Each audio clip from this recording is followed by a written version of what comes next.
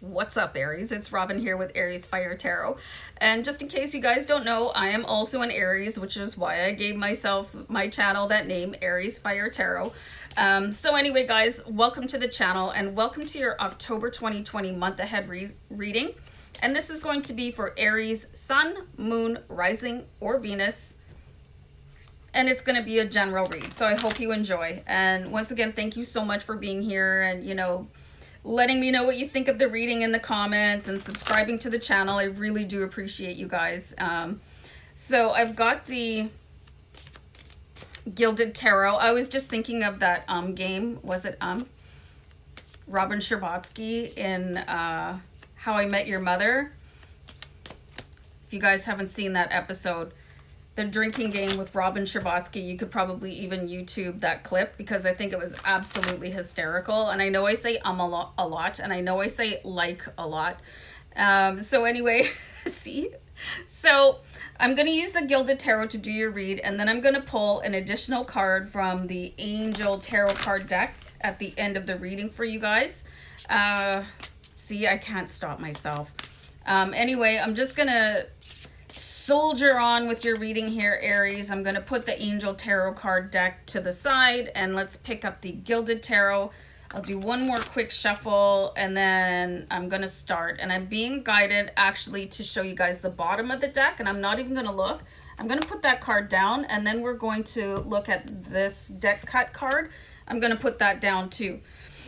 I don't know what they are, so let's have a look. Aries.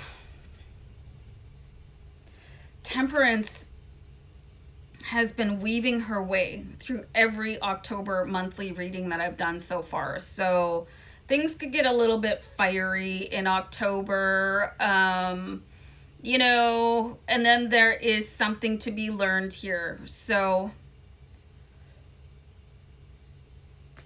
Eight of Pentacles is really just looking at things in a different way, increasing your knowledge. You might have to learn a little bit about yourself and what triggers you. I think sometimes you have to go a little bit further into your history to understand yourself. I do talk about shadow work quite a bit. Your shadow self can come in to protect you, can be triggered. This is a really interesting combination of cards to start off with. Definitely something higher knowledge to be attained here with the Eight of Pentacles. Temperance just wants you to, kind of keep the embers going, but don't blaze up too high, Aries. Not a lot of people can take that heat. And I know that's why I'm called Aries Fire. I've got a really, really big flame sometimes. So let me just pull a couple more cards here because I feel so far like this is like really enigmatic and there's something within you that you might not be aware of yet. Okay, so we have the Seven of Swords. I'm just getting the feeling here that somebody probably a long time ago came in and like cut off a little piece of your heart, right? Your self-respect, and your shadow self stood in between you. I'm seeing something that is not quite healed yet. You can see the Seven of Swords. You got this character. He's trying to like grab up everything and then run away, and he's dropped a couple things here. And I feel like this is sort of a bit of a wreckage that happened at some time in your past that needs to be cleaned up a little bit, and understanding what happened. It could have been a childhood incident, you guys. And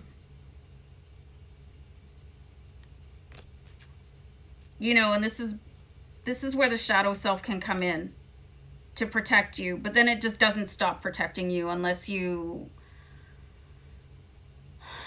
integrate that. I did a video on my other channel, Oracle Rising, about how important shadow work is. Because you can have that temper flare up, and Aries are pretty notorious for that. And I have a lot of Aries people in my family. It's not just me. So why is that happening? Like, why Is there a reaction to something? It might not even be in person. It could be something that you see on the news, or which is another reason not to watch the news, or, you know, something that somebody says inadvertently and all of a sudden you're hot, you know? So there's something to be learned about yourself, and it looks like it's quite deep. It could be quite historical also. So how are you managing those triggers? Like, what are you doing about yourself here, Aries? Like, there's some lesson to be learned here about you. So I'm just going to pull a couple more cards. And these are really interesting. So I've got the High Priestess and the Queen of Cups. So there's almost like I'm getting the words dress rehearsal. You know, there's a real polished veneer that can be put on, and I think I've talked about this before in previous Aries readings. You know, I strive for different characters when I feel like I'm starting to get really agitated, you know. So if you've ever seen Downton Abbey, I really like to step into that upper crust sort of Mary Crawley, you know, you're not going to get to me. You know, here's the Queen of Cups, and nothing is going to faze her. Nothing is going to frazzle her. She's got her emotions like very steadily in front of her, you know. And there's that phrase that says, I can't even remember what it is. It doesn't matter. If somebody upsets you, the depth of how upset you get is not because of the other person. It's because it's already there within you. So there's something that needs to be uncovered about yourself. You might want to do some sort of, I don't know, regression therapy, or just really start looking into why. Like, if you're experiencing really like deep, intense emotions of upset or anger or anxiety, and it's present all the time and it takes almost nothing to be ignited, something needs to happen about that. You know, the High Priestess, she's not like that. She's really above everything, and you know, her waters are running very, very, very calm. And the Queen here, she's also very in charge of her emotions, which is water. And the High Priestess, she's really open. But then, wow, look at Temperance, and she's on fire, and she's ready to go at a moment's notice. It's like, just want to throw down and have an argument with somebody. And this is not all of you guys. It's a general reading, and some of you could be better at, you know, disguising those emotions. But rather than disguise them, it's time to learn how to get rid of them. You know, is that what you want for yourself? You know, disguising your emotion, or just feeling unstable to the point where any sort of trigger could set you off, you know, because it's just kind of like a cobra sitting within you waiting to strike. And this is for a lot of people. Like, this is the Aries energy that I'm getting right now. And there's some unresolved thing. And everybody has their thing. Everybody has a sad story. Everybody's had their heart broken, you know. I really, honestly, I don't know anybody that I grew up with that had a good childhood or had good parents, which is really unfortunate. You know, that really sucks. Really sucks. Excuse me. So there's a lot to get over here. You know, there's something. It's almost like you just need a giant hug. You need to like rewind and look at that again, and understand that sometimes you're going to be part of somebody else's journey, and it's very difficult for you because you might think it was your fault, but it was their journey. You just happen to have a front row seat, and that can happen to a lot of children as they have really toxic parents. This is heavy. And my dog has arrived. Hello, Lacey. Hello, Lacey. So if you follow me on Instagram or Facebook, I do post pictures of her quite frequently because she's adorbs. But anyway, back to you guys.